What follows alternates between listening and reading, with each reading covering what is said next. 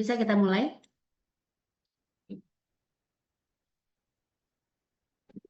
Bisa, Ketua, Bro. mana ketuanya?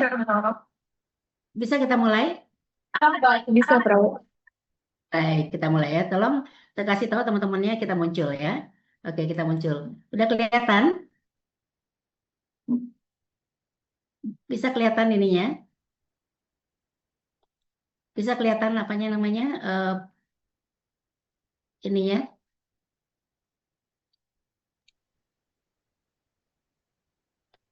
Bisa kelihatan? Izin menjawab, Prof. Belum, Prof. Oh, belum ya, ntar ya. Sebentar.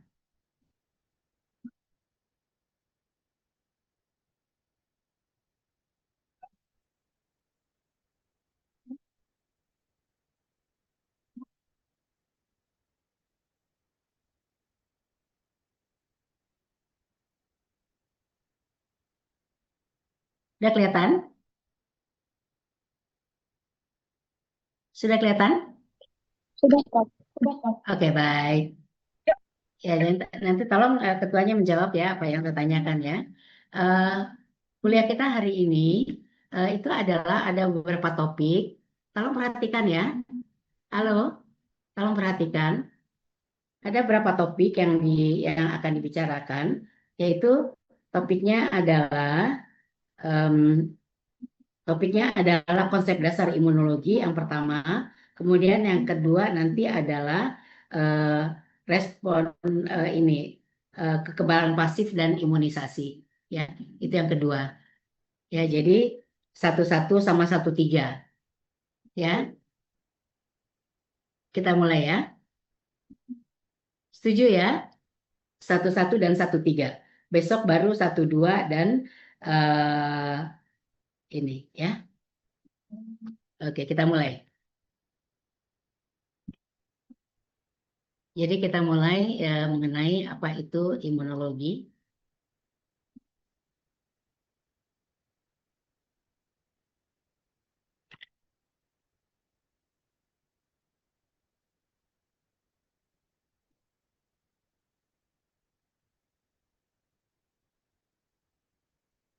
Ya, kita mulai. Ini adalah imunologi. Jadi kalau saudara mau pelajari,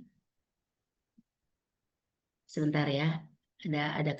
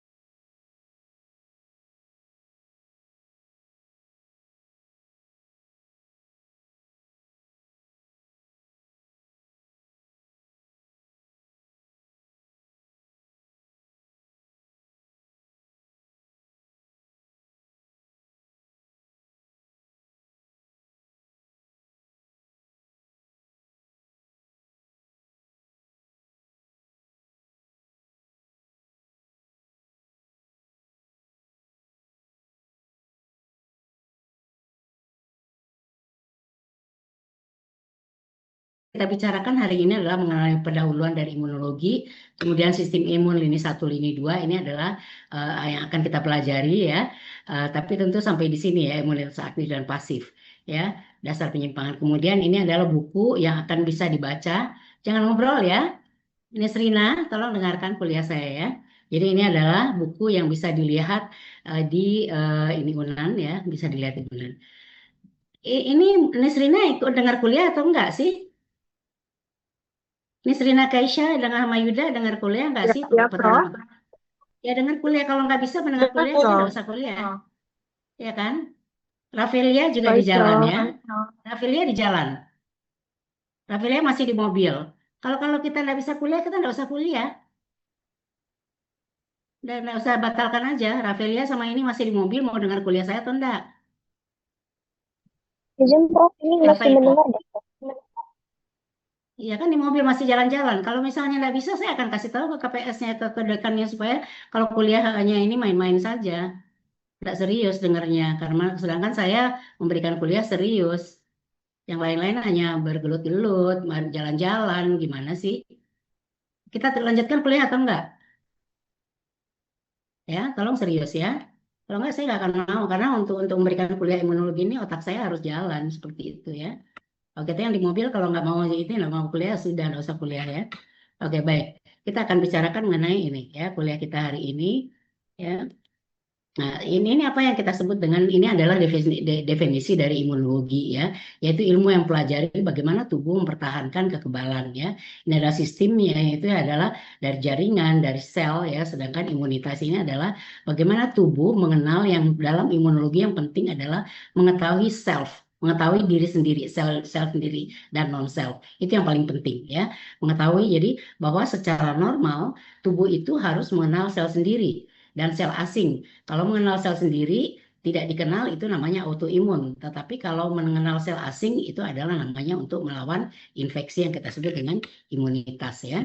Nah, ini adalah sejarah imunologi dulu ya. Jadi kalau kita sekarang kemarin ini bercerita mengenai COVID ya, sebetulnya sejarah COVID itu sama dengan zaman imunologi dulu sekian ratus tahun yang lalu, di mana awalnya itu adalah di Cina juga ya, di mana di sana adalah bagaimana di Cina itu terjadi suatu infeksi ya, suatu infeksi yang terjadi akibat penularan dari sapi ya, akibat penularan dari sapi. Jadi penyakit yang dulu itu ini, kalau kita tahu misalnya adalah varicella ya, cacar air, kalau dulu itu yang menyebab kematian itu variola. Inilah persentase yang sangat tinggi pada waktu itu ya. Pada waktu apa namanya? Pada waktu penyakit itu, ini adalah suatu penyakit yang menyebabkan kematian yang paling tinggi. Kalau cacar air kan nggak mati ya. Kalau ini menyebabkan kematian, dan inilah yang disebut dengan variolation. Jadi variola yang menyebabkan ini. Nah, kemudian orang-orang di Cina itu mencoba bagaimana supaya orang-orang tidak ditularkan oleh penyakit itu. Ya, itulah yang sekarang muncul sebagai vaksinasi. Kalau dulu namanya variolation karena dia variola. Ya, jadi sekarang namanya vaksinasi karena vaksin. Jadi waktu itu mereka ini adalah cacar air yaitu variola. Bagaimana caranya? Diambilnya lah apa namanya, dari sapi itu serbuk cacar dari sapi itu, kemudian ditelan ya, dan itu adalah gunanya untuk memicu antibodi.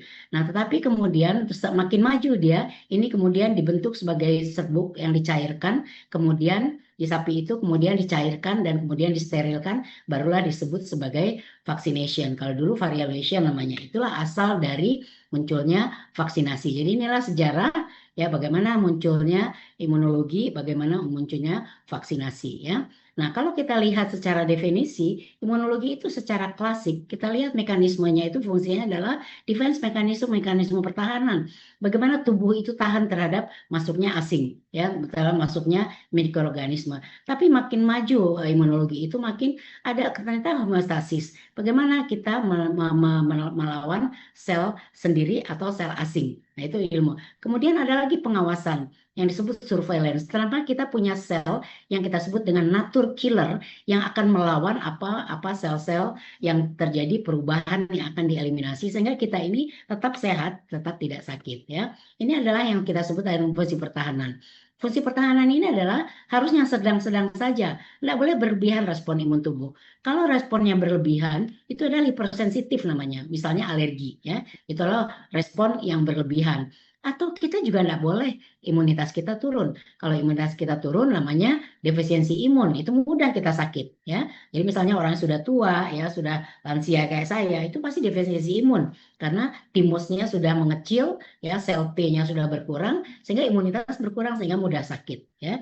Jadi itu yang fungsi pertahanan. Yang kedua adalah fungsi homeostasis. Bagaimana tubuh, ya, melawan sel asing, ya, dan bagaimana tubuh melawan, tidak boleh melawan sel sendiri, hanya boleh melawan sel asing. Nah, kalau dia melawan sel sendiri itu penyimpangan, namanya autoimun. Bagaimana misalnya kita orang rematik gitu kan, tidak ada infeksi, tidak ada injury atau trauma, tapi tiba-tiba ada gejala inflamasi, bengkak, merah, panas, nyeri. Nah, itu adalah terjadinya suatu antibodi dari tubuh sendiri terhadap sel sendiri. Nah, itulah namanya adalah penyimpangan dari homeostasis, ya. Nah, kemudian kita lihat adalah fungsi pengawasan dini. Nah, fungsi pengawasan dini kalau kita lihat ini adalah yang paling penting, ya. Bahwa tubuh kita ada sel yang kita sebut dengan natural killer yang terjadi secara spontan. Misalnya kan kalau waktu kita SD atau SMP itu kan suka jajan di depan sekolahan, ya. Itu ada makanan yang biasanya pewarnaannya tuh bukan warna makanan atau apa namanya, bahan-bahan ininya bukan bahan yang secara normal sehingga muncul sebagai zat kimia. Muncul sebagai zat kimia, kalau zat kimia itu diabsorpsi oleh sel, maka tubuh kita yang punya natur killer akan mengeliminasi sel yang memfagosit zat kimia tersebut. Nah, itu karena itu kita punya pertahanan tubuh karena ada sel natur killer. Kemudian invasi virus, ya. Kalau misalnya kita terinfeksi virus, apakah kita semua harus sakit? Pada waktu kita COVID, ya, waktu ada zaman COVID, apakah kita semua kena COVID? Apakah dokter-dokter di rumah sakit atau dokter gigi yang punya pasien COVID dia juga tertular? Ya, tidak semuanya sakit. Kenapa? Karena kalau dia tertular, ya, kemudian dia punya pertahanan yaitu natural killer dan makrofag yang akan memfagosit sel yang masuk, sel virus yang masuk. Nah, itulah yang membuat pertahanan kita. Itu adalah invasi virus. Jadi kalau misalnya ada kita masuk terpapar oleh virus, ya, misalnya kita meriksa gigi kan. Nah, kemudian orang yang sakit gigi itu dia mempunyai penyakit TB misalnya. Kemudian dia batuk, TB-nya tertular. Apa kita harus TB?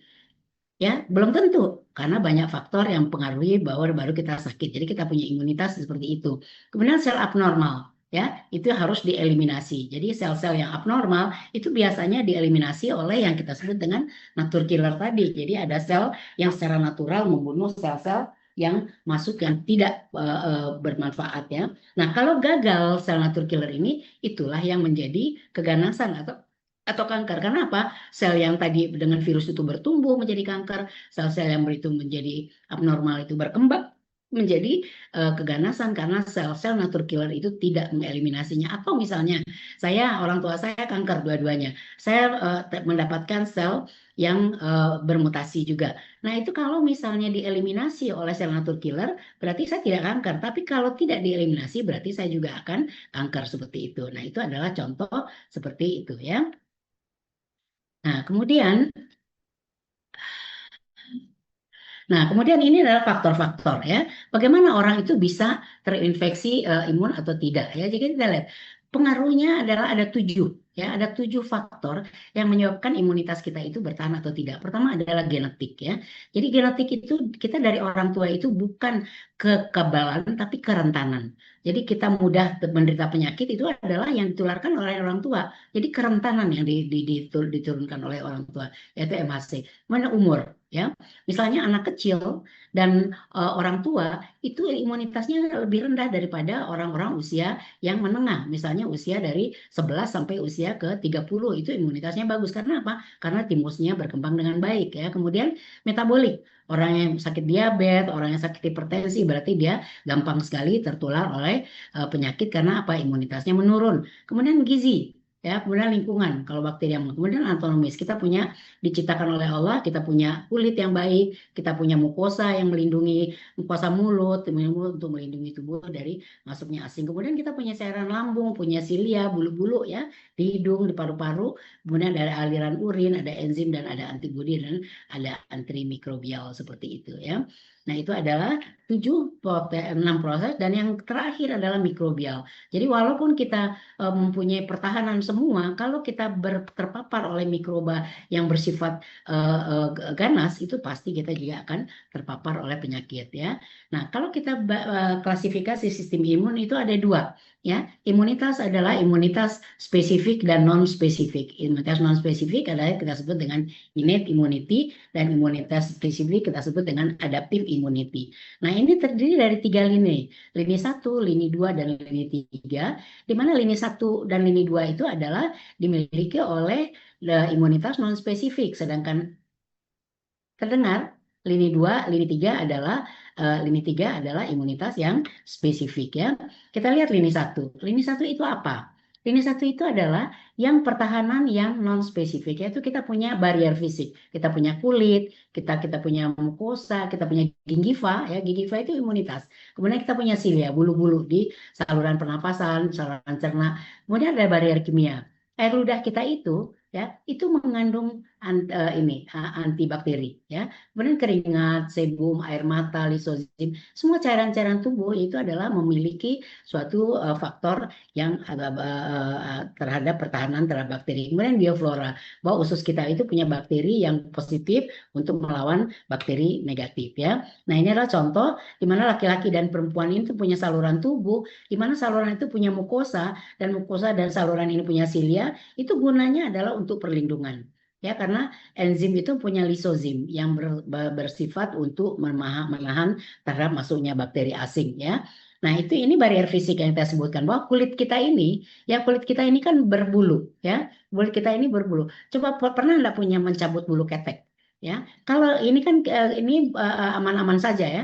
Kalau dicabut, pernah nggak mengalami bahwa keteknya itu jadi bengkak di sini, jadi infeksi gitu kan? Kenapa? Karena pas dicabut ininya terganggu, imunitasnya mungkin masuk bakteri. Karena itulah kita katakan ini adalah barrier fisik. Karena itu ada kulit yang terstruktur dengan baik, walaupun ada rambut terstruktur. Kalau ini dicabut dan ini ada infeksi, itulah masuk bakteri ya, masuk bakteri yang menyebabkan.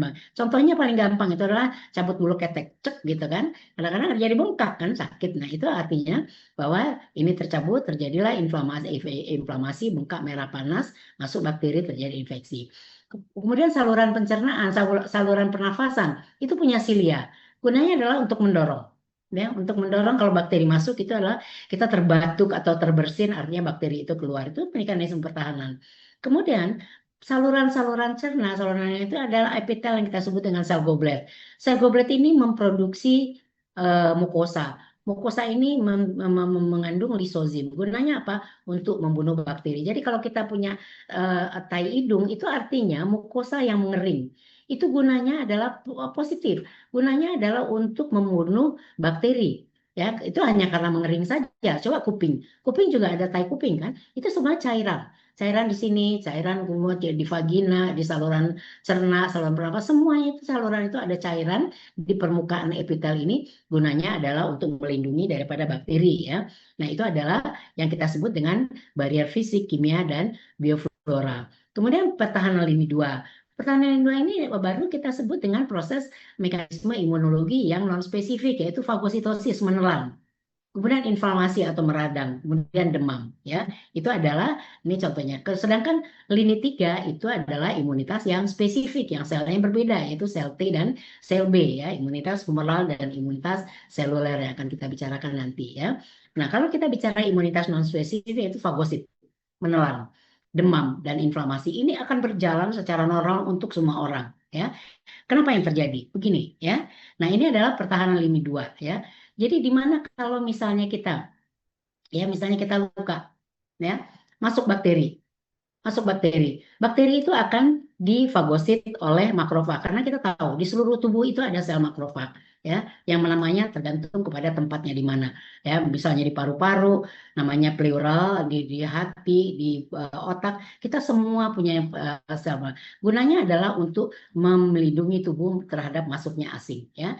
Ini ada reaksi pertahanan tubuh terhadap infeksi dan invasi, ya. Pertama adalah tentu partikel terjebak dalam membrana plasma, kemudian terbentuk vakuola. Jadi kalau kita misalnya berbicara ini adalah sel fagosit atau yang kita sebut dengan makrofag, ya. Sel makrofag ini sitoplasmanya itu bisa menjulur ke sini keluar. Jadi kalau selnya itu bulat, ketika bakteri itu masuk, dia akan berubah ininya sitoplasmanya menjadi mengurung bakteri itu, jadi bakteri itu masuk. Bakteri itu masuk nanti bergabung dengan papiola dan kemudian akan dieliminasi. Itulah yang menyebabkan bakteri itu dihancurkan oleh makrofag, ya. Nah, prosesnya seperti ini, ya. Pertama-tama dikenali, ya. Seperti misalnya dikenali, jadi kalau misalnya ada bakteri yang masuk, ya, masuk ke dalam tubuh, itu kita punya sel T. Sel T itu akan mengenali bahwa itu ada asing, ya, non-self. Non-self itu akan dia berikan sinyal kepada sel makrofag, ya, kepada sel makrofag, sehingga sel makrofag itu akan mendekat. Jadi bukan bakterinya ini yang bergerak, tapi sel makrofagnya itu akan mendekat. Kenapa? Karena tadi dia punya pergerakan, kemudian bakteri ini mempunyai apa yang kita sebut dengan LPS lipopolisakarida yang merangsang ini sel makrofag ini untuk mendekat. Kemudian dia akan mendekat. Jadi misalnya bakteri ini akan dikelilingi oleh opsonin, ya. Kemudian kalau dia dikelilingi, dia akan memicu sama seperti misalnya kalau sekarang kita belum sarapan misalnya kan ada nasi putih kan bisa aja dimakan kan, ya. Tapi ini kok banyak nggak hadir sih? Kok banyak nggak hadir? Ya, tolong ya hadir ya. Ya jadi misalnya ini ya, misalnya kita makan nasi sekarang, nasi putih lapar. Tapi kalau misalnya makannya itu pakai dadar telur, itu kan makin enak. Nah sama dengan ini. Ya, ini bakteri. Bakteri itu bisa aja difagosit oleh sel makrofag. Tapi kalau dia dikelilingi oleh opsonin, ya dia akan makin gampang memicu makrofag untuk mendekatinya. Satu oleh opsonin, yang kedua oleh bakteri yang memiliki lipopolisakarida. Karena itu mendekatlah sel fagosit ini ke bakteri, kemudian sitoplasmanya akan muncul sehingga dia akan begini, ya, sehingga akan dikurung seperti ini. Nah itulah dia, jadi dikenali dulu, diopsonisasi, dikenali, kemudian didekati, kemudian setelah didekati ditelan. Nah setelah ditelan di sini ada yang fagosom namanya lisosom, ya, sehingga terjadilah fagolisosom, kemudian dihancurkanlah bakteri ini. Nah itu adalah 5 proses untuk fagosit oleh sel makrofag yang memfagosit bakteri yang masuk ke dalam jaringan tubuh, ya. Nah, sel-selnya adalah monosit. Jadi monosit ini kalau kita belajar dulu dalam darah, ada monosit. Monosit itu dalam aliran darah. Tapi apabila dia masuk ke dalam jaringan, dia akan berdiferensiasi menjadi makrofag. Makrofag inilah yang mampu memfagosit bakteri tadi, ya. Kemudian granulosit dan sel dendrit ini adalah gambaran histologis daripada sel-sel tadi.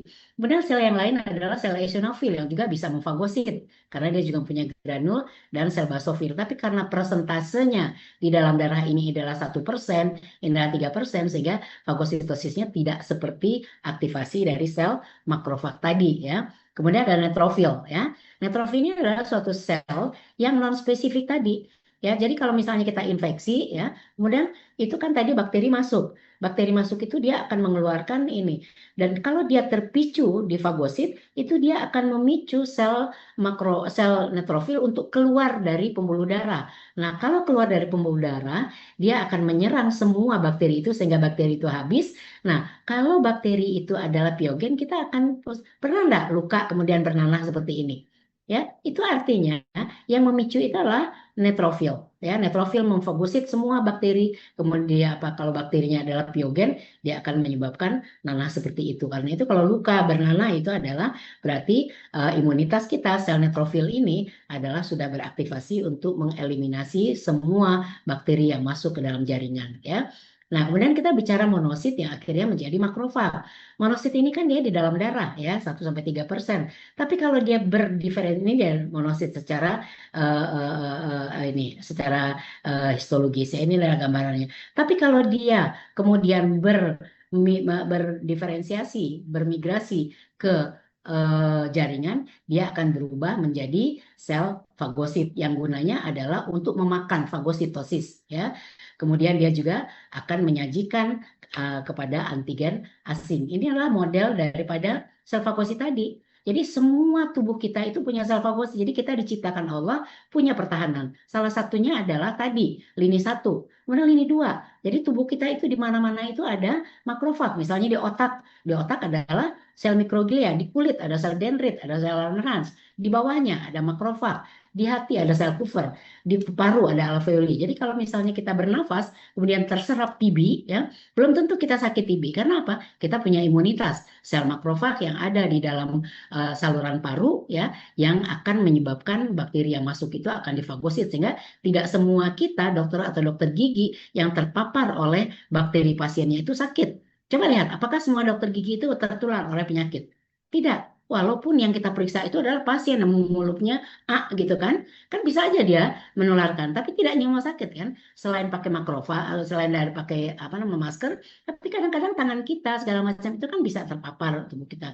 Karena itulah tapi kita diciptakan oleh Allah untuk punya perlindungan, yaitu kita punya makrofag tadi ya. Nah, kemudian ini yang lain, sel yang lain adalah sel dendrit. Ini juga gunanya untuk fagositosis ya. Ini juga sama kerjanya adalah fagosit ya. Nah, inilah jenis-jenis sel ya. Jadi kalau kita lihat di dalam tubuh ya, di dalam sumsum tulang ini adalah sel yang akan berbagi menjadi sel untuk sel imunologi ya, sel imunologi utama yaitu sel imunologi spesifik yaitu sel T dan sel B. Jadi limfosit ini adalah dalam sumsum tulang yang akhirnya dia menjadi sel T dan yang sel B yang akan ada di dalam sirkulasi darah yang ada di jaringan.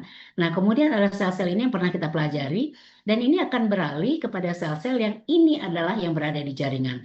Jadi kalau kita katakan monosit itu adalah dalam sirkulasi yang tidak bisa memfagosit bakteri, kalau dia bermigrasi ke jaringan, itulah dia yang akhirnya bermanfaat untuk memfagosit bakteri yang masuk ya. Kemudian ada sel dendrit dan jangan lupa bahwa limfosit ini akan juga berubah menjadi limfosit yang nanti akan di dalam ini berubah menjadi limfosit T dan limfosit B yang nanti fungsinya adalah untuk imunitas yang spesifik ya.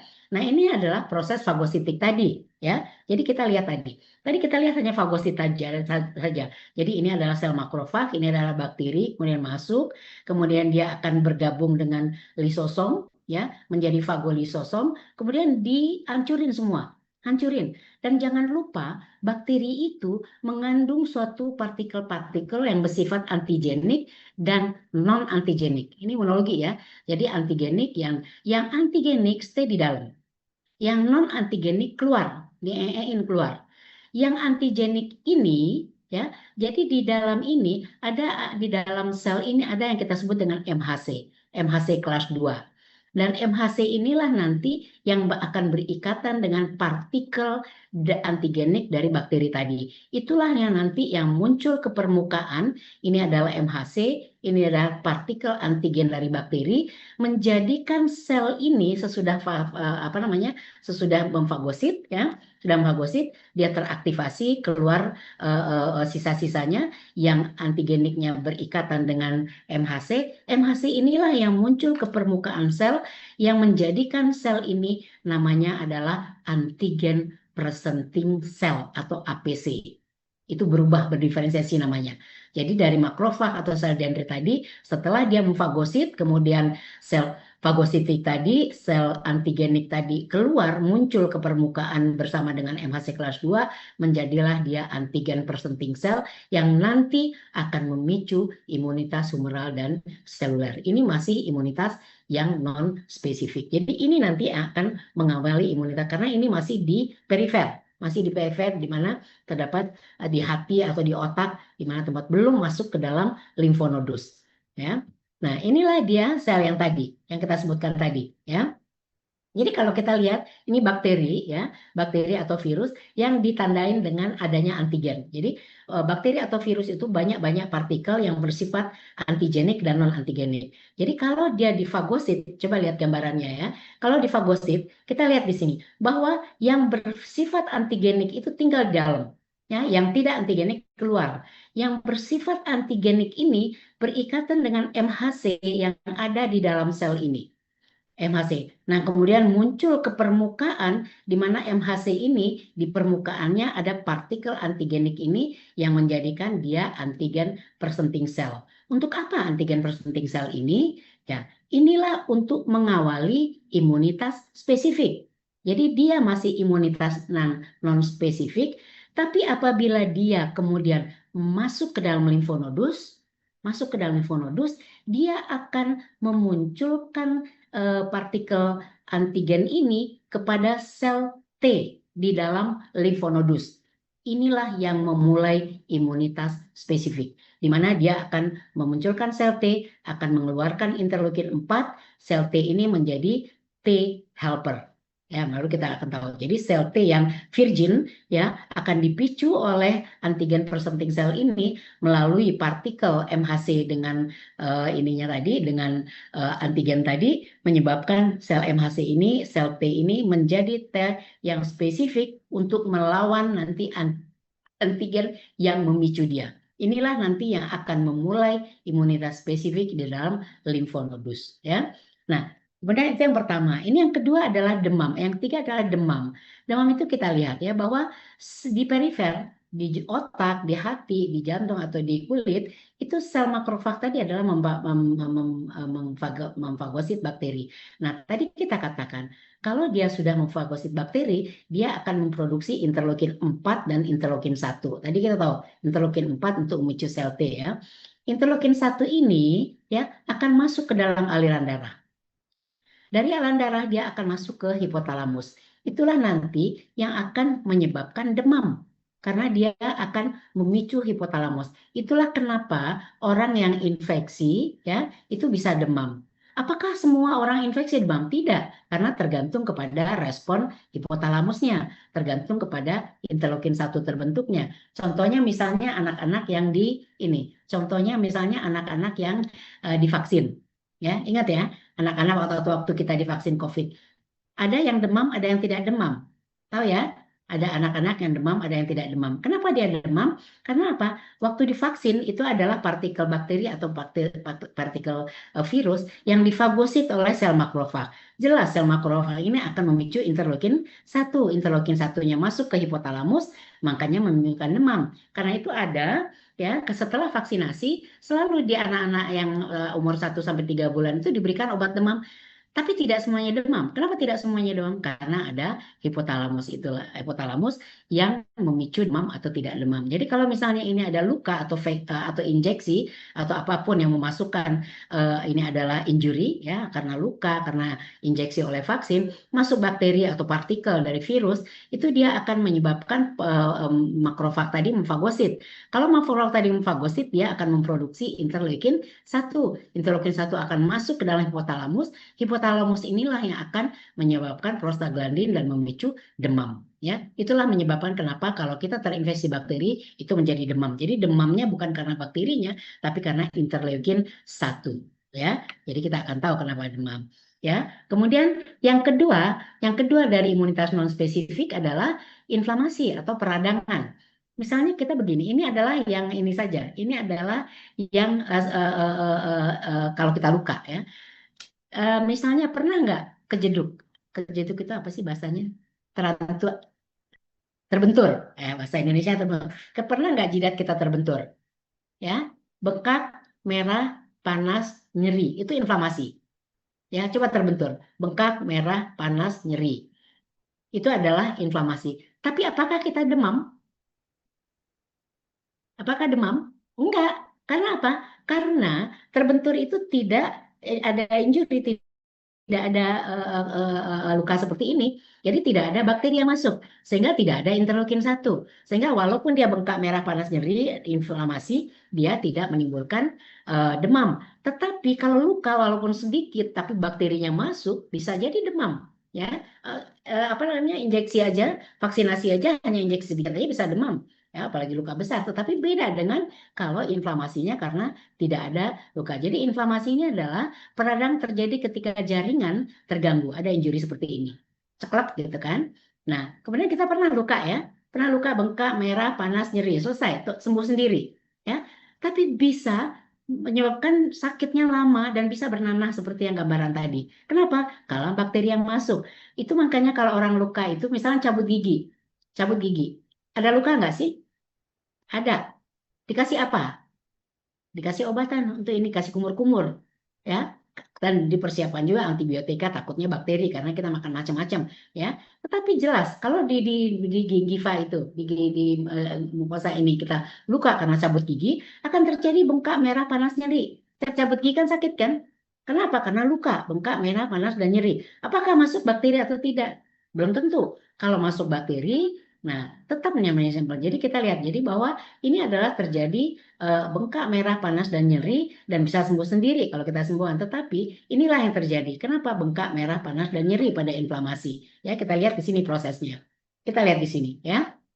Coba kalau ini ada injury ya, ini ada injury, luka, masuk bakteri. Kalau tidak ada masuk bakteri, tetap terjadi inflamasi. Tapi tidak akan ada suatu proses demam, tidak akan ada keluarnya inflamasi, sitokin. Kalau misalnya ini masuk bakteri, itulah yang memicu seperti ini. Misalnya ini luka ya, coba lihat gambarnya, ini luka ya. Nah, kalau luka ini injury ini apa yang terpicu? Akan terpicu pembuluh darah ya, akan terpicu vasodilatasi dan apa namanya?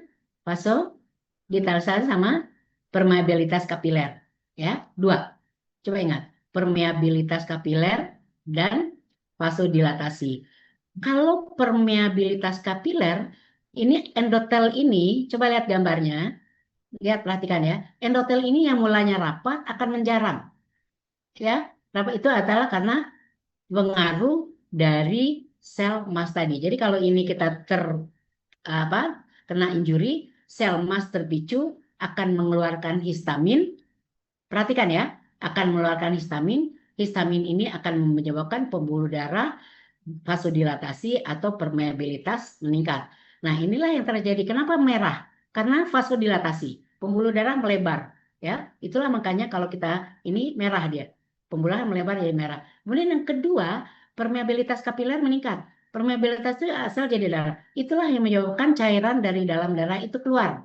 Ya, apa yang dibawanya? Macam-macam. Dibawanya komplemen, dibawanya antibodi, dibawanya sel-sel itu keluar. Nah, inilah yang keluar tadi. Ya, jadi kalau bakteri masuk, yang ada di jaringan ini belum ada ini keluar, yang ada adalah sel makrofag di jaringan. Itulah dia yang akan memfagosit mikroba tadi, ya. Setelah dia memfagosit, ingat tadi, setelah dia memfagosit, ya, dia akan menjadi antigen presenting sel. Yang kedua, dia akan mengeluarkan sitokin interleukin 1 dan interleukin 4. Kenapa ditutup, Nisa? Kalau interleukin 1 tadi menyebabkan demam. Kalau interleukin 4 yang menyebabkan pembuluh darah ini jadi melebar. Jadi sel-sel inilah yang keluar. Itulah kenapa kalau kita bakteri ya, jadi ada dua, bakteri ini masuk di fagosit menjadi antigen presenting sel. Yang kedua dia mengeluarkan interleukin 1 dan interleukin 4. Interleukin 1 masuk ke sini menyebabkan demam, interleukin 4 menyebabkan pembuluh sel ini menjadi keluar. Inilah nanti yang membantu sel-sel tadi, neutrofil tadi yang memfagosit semua bakteri tadi. Jadi kalau bakteri ini adalah bakteri piogen, itulah yang menyebabkan dia bernanah seperti itu ya. Nah, inilah contohnya seperti ini ya. Ini adalah pembuluh darah. Ya, ini adalah pembuluh darah. Sel-sel ini tidak boleh lengket di sini, tidak lengket. CD4 itulah, interleukin 4 itulah yang menyebabkan dia jadi lengket yang jadi bisa keluar ya. Jadi ini nanti ada injury, kemudian bakteri masuk. Ini adalah makrofag yang memfagosit, mengeluarkan interleukin 1, menyebabkan demam, menyebabkan interleukin 4, menyebabkan sel ini melekat, kemudian dia keluar untuk memfagosit sel ini. Yang menyebabkan pembuluh darah ini berubah adalah sel emas. Dia mengeluarkan apa namanya? Histamin menyebabkan pembuluh darahnya melebar sehingga menyebabkan merah dan menyebabkan pembuluh darah tadi permeabilitas kapilernya meningkat sehingga jarak antara endotel ini menjadi merenggang sehingga sel ini bisa keluar. Inilah neutrofil inilah yang mampu memfagosit semuanya ya. Jadi kita kalau luka itu ini nggak masuk pembuluh darah seperti itu ya.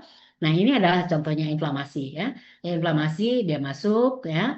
Kemudian jadi kalau misalnya kita luka ya itu tidak hanya sekedar di jari saja, Tapi yang bekerja itu adalah hati. Hati mengeluarkan apa? Mengeluarkan opsonin, mengeluarkan ini ya, mengeluarkan opsonin dan mengeluarkan yang lain. Kemudian ke otak, otak mengeluarkan ini ya, memicu udara. Kemudian ke sumsum tulang. Kenapa sumsum tulang? Sumsum tulang terpicu oleh interleukin 1. Jadi interleukin 1 itu ke hati, ke otak dan ke sumsum tulang. Sumsum tulang dia memicu produksi dari sel neutrofil sehingga sel neutrofil tadi terpicu banyak sehingga dia keluar bisa menyerang bakteri semuanya. Jadi kalau kita luka itu jangan berpikir bahwa luka itu hanya di ujung jari saja. Tidak, tapi memicu otak untuk interleukin satunya, memicu sumsum tulang untuk ininya, untuk selnya dan memicu hati untuk osonin dan komplemennya. Jadi begitu ringsan. Jadi ini adalah inflamasi tadi. Ya, jadi ada injury ya, ada injury kemudian terjadi bengkak, merah, panas dan nyeri karena apa? Karena di sini ada sel emas yang mengeluarkan histamin. Histamin menyebabkan pembuluh darah ini menyebabkan bengkak, merah, panas dan nyeri seperti itu ya. Nah, kemudian apa yang terjadi? Kalau bakteri masuk, itulah nanti makrofag memfagositnya, itulah yang menyebabkan nanti suatu injury. Ini adalah kesimpulan dari imunitas yang non spesifik tadi, yaitu lini 1 dan lini 2. Lini 1 adalah barier kimia tadi, kemudian fagosit, kemudian lini 2 adalah ada komplemen, interferon, inflamasi, demam dan ini ya. Nah, itu adalah imunitas yang ini. Sekarang kita bicara adalah imunitas yang spesifik ya. Kata tadi adalah imunitas yang non spesifik yang kita bagi menjadi fagosit, demam dan inflamasi. Ingat ya, non spesifik itu adalah fagositosis, demam dan inflamasi. Sementara yang spesifik itu kita bagi menjadi imunitas humoral dan imunitas seluler ya. Nah, ini kita lihat imunitas humoral, imunitas ini yang kita sebut dengan imunitas humoral dan imunitas seluler. Imunitas ini ya spesifik itu kita sebut dengan imunitas adaptif. Sistem imunnya lini 3, namanya spesifik adaptif ya. Kekebalannya terjadi setelah terpapar antigen seperti tadi ya. Tadi sudah ada non spesifik tapi nanti kita akan mulai dengan spesifik. Diaktifkan ketika respon imun bawaan tidak cukup untuk mengendalikan infeksi ya. Nah, seperti ini. Coba kita lihat. Misalnya kita terpapar oleh bakteri ya. Terpapar oleh bakteri bisa imunitas lini 1. Misalnya kita bisa bulu-bulu hidung atau paru-paru bisa langsung mengusir bakteri tadi. Selesai. Ya, itu adalah lini 1. Kemudian bisa jadi ada mukosa. Mukosa tadi mempunyai lisozim yang akan memati bakteri sehingga tidak sakit. Tetapi bisa jadi ya imunitas itu menjadi adaptif ya, menjadi adaptif menuju humoral dan spesifik ya. Tapi apakah kita menjadi sakit atau tidak sakit? Tidak. Bisa sakit, bisa tidak sakit. Tapi yang penting setelah masuknya antigen tadi, setelah dia terpapar, kita yang penting kita punya antibodi untuk memperlindungi jadi infeksi kembali ya yang sama. Nah, kita bisa bicara imun spesifik. Sel-sel pada imun spesifik tadi, makrofag tadi. Makrofag tadi memfagosit ya, memfagosit mikroba, kemudian dia akan menjadi antigen presenting sel, masuk ke dalam limfonodus, kemudian dia akan memicu limfosit T. Limfosit T itu melalui interleukin 4. Limfosit T ini menjadi T helper. T helper inilah yang akan memediator sitokin untuk memori. Jadi ada sel itu sel T memori. Kemudian ada sel T sitotoksik, yang ada sel T regulator dan sel ini adalah sel-sel imun yang dirangsang oleh antigen tadi yang diawali oleh imunitas non spesifik. Ini adalah contohnya ya. Contohnya adalah apabila terjadi injury ya. Ini ya. Coba lihat gambarnya. Ini adalah tadi imunitas non spesifik inflamasi ya. Inflamasi bengkak, merah, panas, nyeri selesai. Ya, bisa sembuh sendiri kalau dia. Tapi kalau misalnya dia tidak terlindungi oleh antibakteri, masuklah bakteri. Ya, bakteri ini punya antigen. Ya, menjadilah dia tadi apa? Antigen presenting cell. Oke, antigen presenting cell ini masuk ke dalam pembuluh limf. Jadi di dalam semua jaringan tubuh kita ada pembuluh limf. Pernah kan belajar histologi ada limfonodus, ya? Pembuluh limf ini akan masuk dia ke dalam limfonodus. Nah, apa yang terjadi? Nah, sel ini tadi, sel yang tadi, antigen presenting cell tadi, ini di permukaannya itu ada yang kita sebut dengan tadi kontak antara MHC kelas 2 dengan antigen. Nah, dialah yang akan memicu sel T. Sel T yang ada dalam limfonodus ini, sel T virgin akan menjadi T helper. Itulah yang akan memulai membentuk antibodi. Sehingga itulah muncul imunitas spesifik yang humoral. Humoral kenapa? Antibodi, ya. Nah, pengenalannya. Jadi limfosit mengenali protein self dan non self, ya. Nah, jadi dia dikenali oleh sel, kemudian akan berdiferensiasi menjadi sel T helper dan sel T memory. Nah, ini dia tadi gambaran yang tadi, ya. Coba kita lihat bahwa ini adalah bakteri masuk. Coba lihat gambarannya, ya. Bakteri masuk. Kemudian di sini tentu ada tadi inflamasi, ya. Inflamasi selesai, inflamasi bakteri tadi, ya, dia akan memiliki menjadi antigen presenting. Ini tadi inflamasi, ya. Nah, dia akan memiliki berubah menjadi antigen presenting sel, di mana sel makrofag tadi akan menjadi di permukaannya akan MHC kelas 2 dengan antigen. Kemudian yang masuk ke dalam pembuluh lim, masuk ke dalam limfonodus, akan memicu sel T saja, sel T virgin. Sel T virgin itulah yang akan menjadi T helper. Nah, T helper itu apa yang dihasilkannya? T helper akan memicu memproduksi interleukin 4. Nah, interleukin 4 itulah yang akan merubah sel B menjadi sel plasma. Sel plasma inilah yang akan membentuk antibodi. Ya, antibodi inilah yang akan keluar yang akan melawan bakteri ini nanti. Ya, itulah yang kita sebut dengan imunitas spesifik humoral, yaitu terbentuknya antibodi. Ya, nah ini adalah kita sebut antigen ini adalah marker non self. Sementara antibodi adalah molekul yang mengikat antigen. Ya, kemudian ini antigen presenting cell adalah suatu makrofag yang memunculkan di permukaannya MHC kelas 1 atau kelas 2 dengan bakteri, ya. Ini yang kita sebut dengan antigen dipresentasikan oleh antigen presenting cell, ya, masuk ke dalam limfonodus nanti di sana sel antigen presenting cell akan memicu sel T menjadi T helper. T helper akan mengeluarkan interleukin 4, interleukin 4 akan mendiferensiasi sel B menjadi sel plasma. Sel plasma lah yang mampu membentuk antibodi. Inilah gambarannya tadi, ya. Jadi dia masuk melalui suatu injury di sini, ya. Kemudian ini adalah makrofag yang menyebabkan inflamasi, tetapi ini adalah sel yang kita sebut dengan sel antigen presenting cell masuk ke dalam limfonodus. Ini adalah partikel antigennya tadi, partikel antigen yang muncul bersama MHC kelas 2 masuk ke dalam pembuluh limf, akhirnya bermuara di dalam limfonodus. Dalam limfonodus dia akan berdekatan dengan sel T, di mana sel T ini kemudian terpicu menjadi T helper. T helper inilah yang akan merubah sel B menjadi sel plasma yang memicu antibodi akan keluar menjadi. Jadi akhirnya tubuh kita mempunyai antibodi, yaitu gunanya kita terpapar oleh antigen. Apakah terpapar karena oleh infeksi bakteri atau terpapar oleh vaksinasi. Yang jelas vaksin itu adalah memasukkan bakteri atau virus untuk membentuk antibodi supaya kita bertahan terhadap bakteri yang sama yang masuk. Ini adalah yang kita sebut dengan imunitas spesifik, ya. Jadi rangsangan imunogen ini ada fagosit, ada interaksi sel ini di luar limfonodus, masuk ke dalam limfonodus, dia berinteraksi dengan T menjadi T helper, kemudian T helper ini akan memicu limfosit B dan akan memicu limfosit T, di mana ini menjadi imunitas humoral, ini menjadi imunitas seluler. Ya, nah inilah kita bedakan mana yang imunitas humoral dan imunitas seluler. Ya, ini adalah yang tadi bakteri masuk, ya, difagosit oleh sel makrofag. Kemudian sel makrofag ini akan menjadi antigen presenting cell, di mana dia akan membertasikan MHC dengan partikel antigen tadi masuk ke dalam limfonodus. Masuk ke dalam limfonodus berkomunikasi dengan sel T, sehingga sel T ini akan menjadi T helper.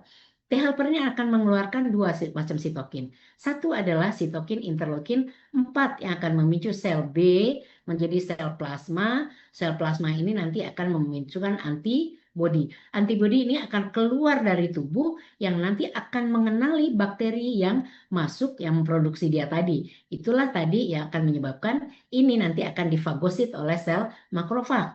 Itu makanya perlunya kita antibodi, ya. Jadi antigen antibodi terikat akan diproduksi di perifer, ya.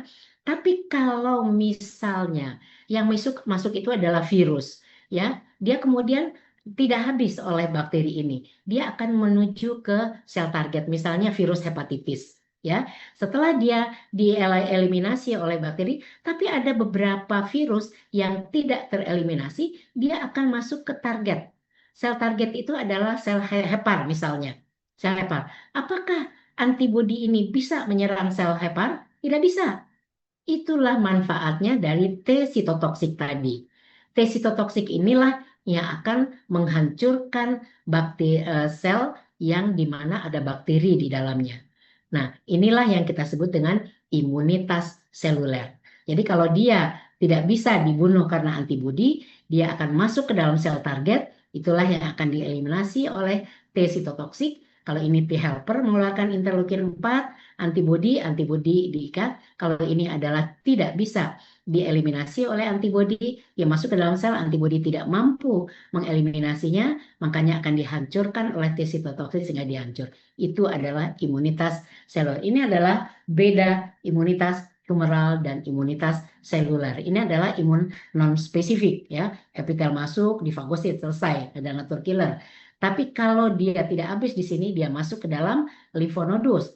Dalam limfonodus tadi dia memicu sel T memicu sel ini ya, sel T menjadi imunitas. Atau kalau tidak dia memicu sel B menjadi sel plasma yang membentuk antibodi. Ini adalah waktunya, harinya ya, seperti itu. Ya, ini adalah contohnya bagaimana ini adalah di dalam limfonodus ya. Ini adalah bagaimana sel ini tadi, antigen presenting tadi memunculkan partikel antigen tadi dengan MHC kelas 2. Nah, nanti di dalam limfonodus dia akan mengkodekan kepada T helper dengan mengeluarkan interleukin 1 sehingga T helper apa namanya? T virgin tadi menjadi T helper yang mampu mengeluarkan dua macam sitokin, satu interleukin 4, dua interleukin 2. Sitokin interleukin 4 akan memicu sel B, sementara interleukin 2 akan memicu sel T. Sel T ini menjadi T sitotoksik, akan berperan menjadi imunitas seluler, sementara ini adalah imunitas tumoral ya. Nah, inilah contohnya ya. Ini adalah contohnya, ini adalah gambaran imunitas humoral. Coba kita lihat. Ini adalah imunitas humoral. Ini adalah di perifer. Di perifer ya, bakteri dengan antigen masuk ke dalam ini ya. Kemudian dia menjadi antigen presenting sel, masuk ke dalam limfonodus, berkomunikasi dengan sel T mengeluarkan interleukin 1, memicu sel B menjadi memori dan menjadi sel plasma mantu membentuk antibodi, di mana antibodi ini akan bisa berikatan dengan bakteri yang memicunya sebelumnya. Seperti itu. Itu adalah imunitas humoral seperti ini ya. Ini adalah antibodi yang terbentuk. Nah, kemudian ini adalah imunitas seluler. Beda dengan imunitas humoral. Kalau imunitas seluler ya, ini adalah kita lihat bahwa sel-sel misalnya ini T helper atau T di dalam ini ya, ini bakteri masuk dalam sini ya. Ini jelas tidak bisa apa namanya antibodi menyerangnya. Yang aktif adalah sitotoxic T cell. Sitotoxic T cell inilah yang akan mengenali bakteri di dalam ini, di dalam sel target tadi. Kan mematikannya adalah mengeluarkan perforin dan granzim ya. Nah, itulah guna. Itu berbeda dengan yang imunitas humoral. Jadi ini adalah tadi caranya dia mematikan pada imunitas yang spesifik, yang seluler tadi, bahwa dia T sitotoksik tadi, dia akan berikatan dengan sel target, di mana di sini ada bakteri, dia tidak membunuhnya dengan memakannya, tetapi dia akan mengeluarkan perforin, setelah bolong dia akan mengeluarkan granzim, sehingga hancurlah sel T target, sehingga bakteri yang di dalamnya mati. Inilah imunitas spesifik yang seluler ya. Nah, ini bedanya tadi imunitas spesifik ya. Jadi inilah gambaran bedanya. Ini adalah humoral, ini adalah seluler, spesifik humoral, dan ini adalah spesifik seluler ya. Di mana di sini ini adalah antigen ya, difagosit. Kemudian dia jadi antigen presenting cell, ini adalah MHC kelas 2 dengan antigennya masuk ke dalam limfonodus ya, menjadi antigen presenting cell, memicu sel T virgin menjadi T helper dan melalui interleukin 1, T helper mengeluarkan memori, kemudian menjadi sel B mampu membentuk antibodi yang spesifik untuk bakteri ini. Sehingga kalau dia masuk ke dalam sirkuler sel darah, dia akan berhubungan dengan ini akan dieliminasi. Kalau yang seluler berbeda. Yang seluler itu ya di dalam ini adalah sel sitotoksik. Ya, ini adalah sel hati misalnya atau sel ini di mana bakteri ada dalam sel. Ini tidak mampu antibodi. Yang mampu adalah sel T sitotoksik yang akan mengeluarkan porforin dan granzim sehingga hancurlah sel ini. Jadi ini cara mati dari T sitotoksik, ini adalah cara mati sel bakteri dari humoral seperti itu ya. Ini adalah contohnya tadi. Ya, ini adalah humoral ya, bagaimana antibodi ini berikatan dengan antigen yang sama, sementara ini adalah seluler di mana kalau ini adalah sel target bakteri itu dalam sel target, antibodi tidak bisa mengejarnya sehingga yang membunuhnya adalah sel T sitotoksik yang mengeluarkan porforin dan granzim sehingga terjadilah lisis dari sel target ini. Inilah beda imunitas humoral dan seluler ya. Nah, kemudian itulah selesai ya. Ada pertanyaan?